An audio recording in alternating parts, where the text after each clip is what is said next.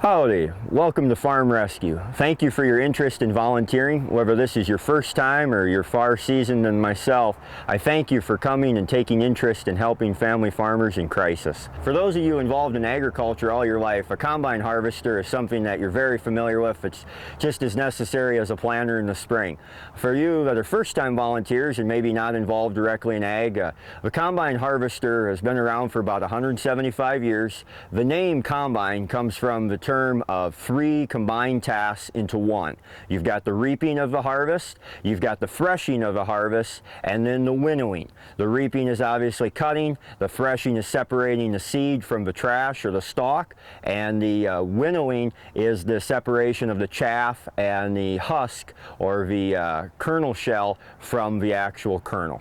We'd like to show you the basic operation of the combine and how the crop makes its way through the machine. First off, on this 635 Draper head, you've got the sickles that are down here. This is what actually cuts the stalk of the wheat or the soybeans. You got your sickle guards that the sickles themselves slide back and forth in, and then the top hold downs to hold the sickle in place as it flexes through the undulating ground. This here is the reel. The reel goes around in a circular fashion and pulls the crop in and holds the crop up against the auger. The auger itself and the fingers that you see here that come out, they help feed the product once it is cut and pulled in up along here all the way into the throat and into the combine itself. Once the grain is cut and brought into the combine, it travels in through the throat, and all the grain travels up through the throat through chains. Then there's a feeder house accelerator that's located right in here. It actually distributes the crop evenly into the front of the bullet rotor. From the rotor, it comes into the front, into the threshing area. The grain travels up through the machine from the threshing part of the rotor all the way up to the back here to sift through all the trash and the plant structure to make sure all the seeds fall out onto the sieves, or excuse me, the plant structure, and it falls onto the chafer and then onto the sieves and up into the clean grain elevator. This here is the clean grain elevator. All of the crop that has been threshed up in the threshing part of the bullet rotor falls down. It's taken up into the tank where it's stored. Any of the crop that does not get separated immediately falls down from the chafer to the sieve and then goes back up into the return. And the return takes the grain back up and dumps it right back into the top of the threshing portion of the rotor. As you can see, this here is a fan. This fan is used to blow the chaff and the dust from the clean grain, and that fan creates a airflow through the machine, keeping the trash all moving and the dust and the chaff all moving to the back where it goes into the stalk chopper. The stalk chopper chops up the trash and the debris and then ejects the debris out through these fins and deflects it all throughout the width of the combine head, so you have even distribution of your trash. You can see inside there's knives. Those knives swing around at a high rate of speed and disseminate all of your trash and break it down for easy utilization for nutrition. This is the selector for raising and lowering the chopper. You raise the chopper for a farmer who wants to bale the stalks or the trash. Also, you use this to adjust the belt, which we'll show you later. The clean grain moves from the pre-cleaner up front, falls onto the chafer, and then falls onto the sieve. Everything that makes it through both the chafer and the sieve goes up to the grain tank via the clean grain elevator. Anything that does not make it through the sieve, the bottom sieve, ends up going over the back of the sieve and goes into the return, which is in turn dumped right back at the very front of the machine in the threshing portion to be re-cleaned and re-threshed. This portion of the machine here, this large portion of the machine, is called the shaker pan. Everything that does not fall down, the clean grain that does not fall down in the threshing portion of the rotor ends up coming out near the back, and that falls onto the shaker pan, which then brings it back to the front, which drops back onto the pre-cleaner. Right down here you can see these here are the sensors. These are what on your monitor when you see loss. These are one of the sensors. Another sensor is down in here that tells you your loss, which we'll go over later.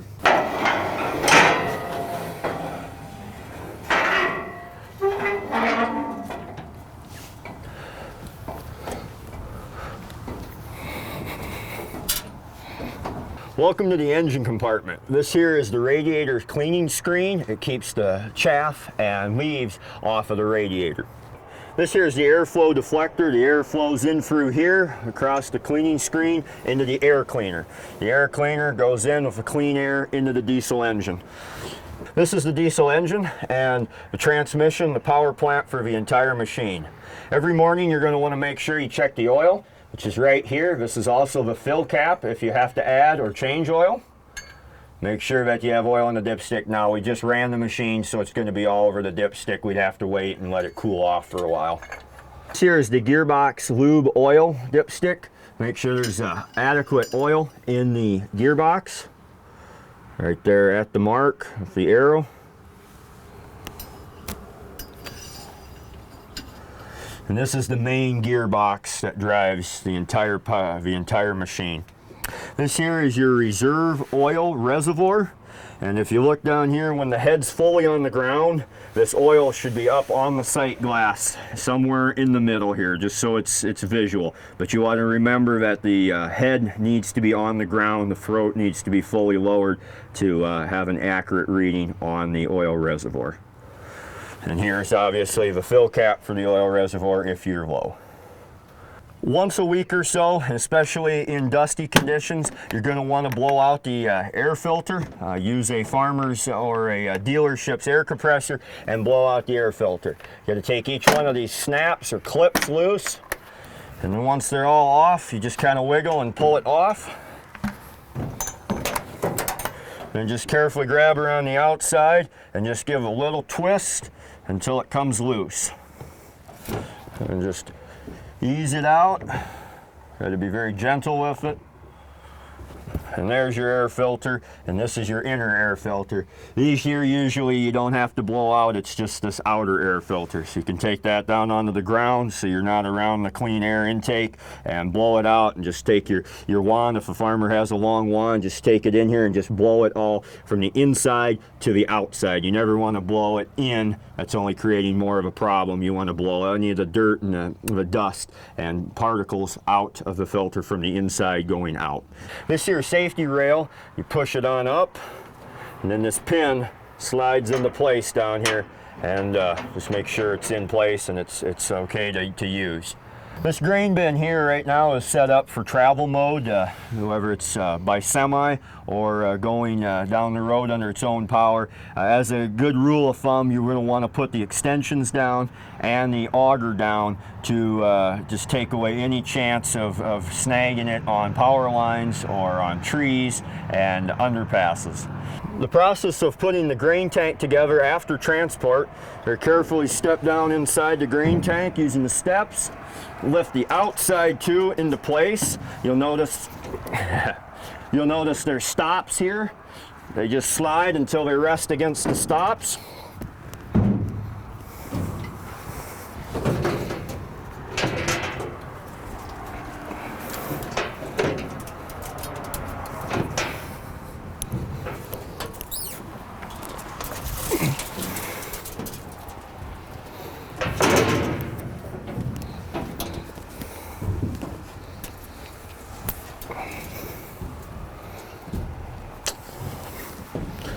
At this point, you can put on the corners. I'm going to make sure this lip is to the inside, and all these lynch pins are hanging to the inside and clear of the edge as much as possible. You line up the pin into the slot or hole, get one side lined up, and you can move to the other side. Sometimes you have to pick up the edges just a little bit to get everything to line up and slide into place. There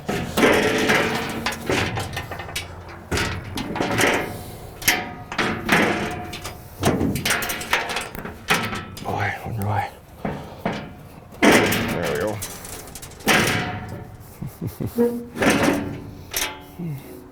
And you take the lynch pins, slide them in through the hole on the shaft. You lock your corners in, which gives the bin extensions rigidity, holds everything in place. You'll notice that 2 of the bin extension corners have windows and 2 do not. The 2 that do not go in the back, and the 2 with windows go up in the front. That way when you lean out of the corner of the cab, you're able to see your grain level through these windows. This here is the auger extension to get the grain up high enough to fill the extensions. Once you have your corners and the extensions up, stand about right here, lift on this deal, make sure these buckles are out of the way.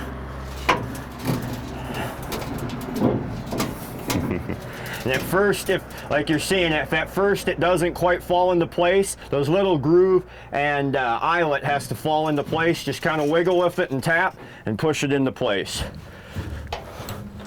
Once you're almost there, you take the buckles and finish tightening it up. Give it a good tight seal. You take this sample grain chute, insert it through the hole here. Take this little dog ear and insert it into this hole here. It slides into place and it locks and holds right in place. Inside this groove here, this edge locks in. The augers on the bottom take the grain from the bin or the combine's tank out to the unload auger. This sensor here is your 3/4 of a tank full sensor. When the grain comes up against the sensor, it causes it to register on your monitor. This here is the full tank sensor. When the grain gets up to this level, it pushes the sensor in, sending it to the monitor. These can be adjusted to your liking, as well as this one here for 3/4 and full. This motor here pulls back a plunger. This plunger pulls back down to here. The grain flows into the top of this deal, up to the full mark. Then the plunger is pushed by this motor back up, and that is how it tells the grain sample moisture. This is where you get your bushels per acre readout. It measures the amount of grain that comes up against this sensor as it comes off the clean grain elevator and falls into the auger into the tank. You want to make sure that this does not build up, because if it builds up or if this plastic is wore through, your sensor and your readings in the cab will be very, very inaccurate. I would highly recommend anytime you're going to be moving this combine from one farmer to another, to go in here, to take these 2 snaps loose and drop this auger down. That way, you know, if it clears the bin extensions, you don't have to worry about nailing this auger up here. I would highly recommend it. If you're going to be making a move on a semi, obviously everything has to be folded in. Otherwise, you'll never clear under bridges. If you're making a really long move with the machine on the road, I would recommend taking the corners out. I know it's a little work, but it takes the stress off you. You don't have to worry about hitting anything, because at the top of the bin extensions is 13.6. That is legal height for all roads. If they do not have a height sign that states 13.2 or 12.5, if they don't say anything, by law they have to be at least 13.6. But instead of taking the stress and the chance, just fold everything down, and then you know you're safe if you have to go a long distance or under anything that gets real close. Again, depending on your tire size, the top of the engine compartment is about 12 feet 4 inches, the same as the top of the combine cab. When you get done on the top of the engine compartment, one wants to make sure that they take this pin and drop this safety rail. If you do not drop the safety rail, you do risk ripping it off, because it is obviously significantly higher than both the VIN extensions and the auger. To get access to the top of the engine compartment, you can either use a plier, a wrench, or a screwdriver. Give this a 1/4 turn, it's spring loaded, and then pick this up. This gives you access to the top of the motor. This one here also opens up. This is where you check your level of coolant. And this is the 3rd door on the top of the engine compartment. This gives you access to the radiator fan, the radiator, and the hoses and piping into the top end of the motor. This here is the fuel tank. It holds 250 gallons. And this is where you fill the fuel. You can drag the hose up, climb up the steps, and drag the hose in and around either side. To get into the fuel tank, you take this little flap that locks the fuel cap down, pick it up, give it a 1/4 of a turn to the side, and then pull straight up. Before you do that, you notice all the dust and dirt that gathers around there. You want to tap on the top a little bit. Notice how much all that junk falls down. That prevents a lot of it from getting into and contaminating your fuel. You can just pick it straight up and just kind of set it down on its side. So again, you're not setting it down on the inside here where it's going to pick up all that trash and potentially plug your fuel filter.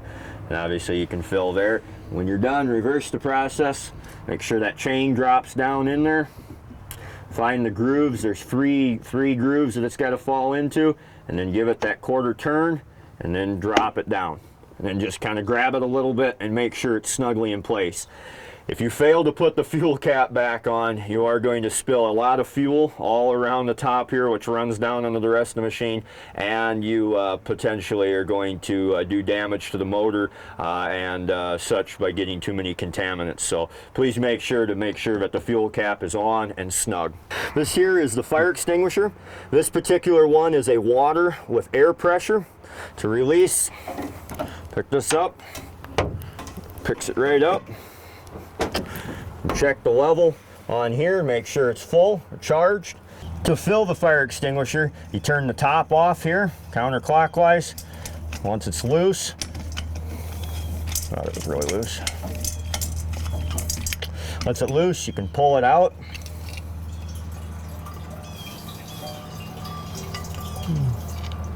If you have to fill the fire extinguisher, you see this insert here? You want to fill the fire extinguisher until it comes up to the bottom of this insert. So you don't want to overfill it, but you want to have enough in there so when you pressurize it, you have plenty of water. Just reverse the process. This here is a valve stem, just like tires. You want to pressurize after filling it to the correct level of water. You want to pressurize it until it gets into this green area right on the back side, or right on the front of the gauge. If for some reason you need to open the top, you want to make sure that the pressure is off by pressing down on it and making sure that there's no pressure before you take this loose. This is the second of the two fire extinguishers. This is actually a chemical fire extinguisher. Just unsnaps, pick it straight out and use it. And obviously make sure that it's in the green and that the seal's still on.